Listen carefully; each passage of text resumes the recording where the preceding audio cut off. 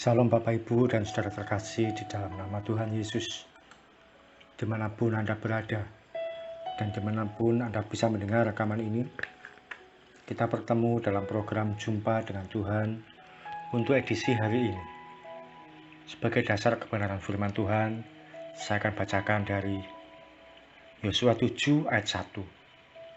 Firman Tuhan mengatakan, "Tetapi orang Israel berubah setia dengan mengambil barang-barang yang dikhususkan itu. Karena Ahan bin Kami bin Zabdi bin Zerah dari suku Yehuda mengambil sesuatu dari barang-barang yang dikhususkan itu. Lalu bangkitlah murka Tuhan terhadap orang Israel. Pada waktu meruntuhkan tembok Yeriko, Tuhan berpesan kepada Yosua dan bangsa Israel supaya jangan mengambil barang-barang yang dikhususkan untuk dimusnahkan. Barang-barang itu harus dihancurkan dan tidak boleh dibawa pulang. Tapi ada satu orang, yaitu Ahan. Dia merasa sayang terhadap beberapa barang, lalu disimpan dan dipendam di dalam tanah. Dibawa sekali, tertutup oleh barang-barang lain. Tidak ada orang lain yang tahu. Oleh karena dosa tersembunyi yang dilakukan oleh Ahan, maka ketika bangsa Israel berperang melawan bangsa lainnya yang lebih kecil dan kelihatannya lemah, justru bangsa Israel yang kalah. Setelah itu mereka pun melakukan koreksi diri. Dalam penyesalan mereka, diketahui ada satu orang yang berbuat salah pada Tuhan. Orang itu bernama Ahan. Ketidaktaatan dia pada perintah Tuhan menyebabkan kekalahan besar.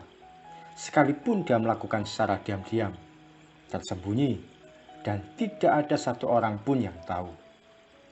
Ahan pun dihukum oleh Tuhan, dimusnahkan dari bangsa Israel. Dia beserta seluruh keluarganya. Demikian juga dalam hidup kita. Ketika ada kegagalan demi kegagalan kita alami, berhenti dulu dan lakukan koreksi diri. Memang prinsip dunia sering kita dengar berkata, jangan menyerah, bangkit lagi. Kita pun juga sering dengar khotbah yang manis dari hamba-hamba Tuhan yang berkata, Tuhan itu kan baik, pasti menolong dan memberkati kita. Kalau kita gagal, pasti Tuhan menolong. Tetap punya harapan pada Tuhan dan sebagainya. Tapi izinkan melalui sharing sederhana ini, saya menyampaikan sesuatu yang mungkin kurang menyenangkan bagi Anda. Kalau kegagalan demi kegagalan kita alami, kalau hal buruk yang sama kita ulangi berkali-kali, kalau jalan buntu kita hadapi, hentikan dulu langkah kita. Jangan lanjutkan. Ambil waktu untuk koreksi diri. Siapa tahu ada kesalahan dari pihak kita sendiri. Bisa jadi ada komitmen pada Tuhan yang kita tunda. Bisa jadi ada perbuatan dosa yang kita anggap tidak apa-apa. Bisa jadi ada sikap membenarkan diri sendiri. Bisa juga ada sakit hati dan kecewa, atau ada hal lain yang kita sengaja sembunyikan, tapi itu bertentangan dengan firman Tuhan. Orang lain mungkin tidak tahu apa yang kita lakukan, komitmen apa yang kita langgar, dan sikap apa yang kita pendam selama ini. Tapi ternyata kemampuan Tuhan lebih peka dan lebih tajam dari siapapun. Dia akan menyingkapkan segala sesuatunya. Dia sanggup membuka hal yang selama ini kita sembunyikan dari orang lain dan kita anggap biasa. Satu kali ada seorang ibu yang mencoba membuka usaha konveksi. Ibu ini berasal dari Jawa Tengah. Dia mencoba kerjasama dengan beberapa orang. Selalu gagal, selalu ditipu, selalu mengalami kerugian.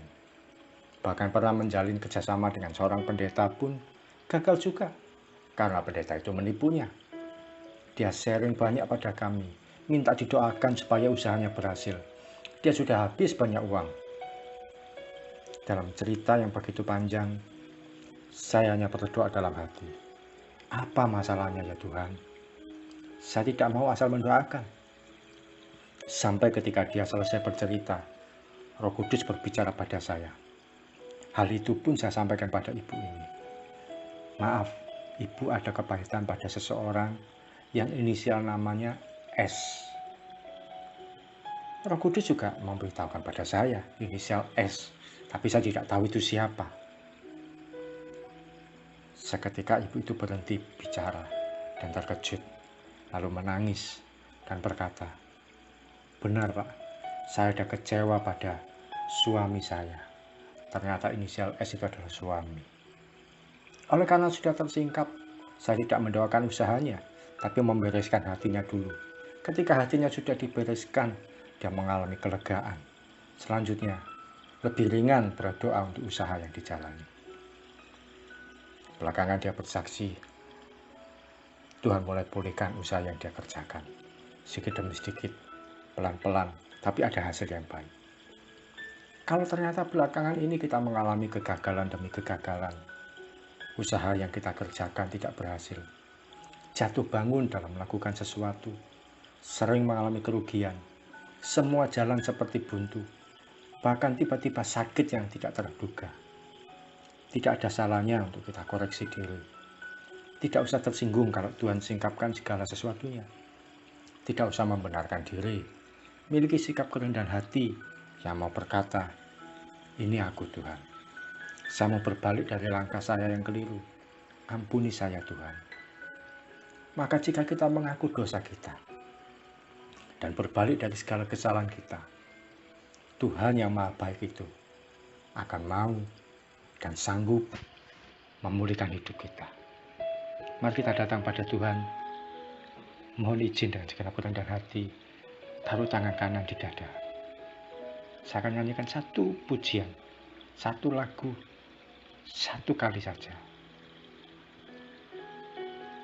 Jiwaku terbuka untuk-Mu Tuhan, selidiki, nyatakan segala perkara, singkapkan semua yang terselubung, supaya ku layak di hadapan-Mu Tuhan.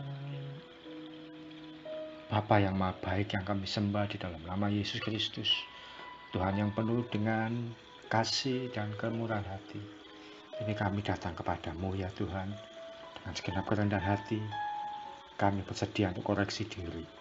Ampuni kalau di antara kami Tuhan, ada kesalahan yang kami lakukan, ada kekeliruan yang kami perbuat, dan semuanya yang kami lakukan diam-diam, tersembunyi, tidak ada orang yang tahu. Kami membenarkan diri, merasa tidak ada masalah kalau saya melakukan ini, tidak apa-apa saya berbuat ini, toh nanti Tuhan juga ampuni, toh Tuhan juga mengerti keadaan saya.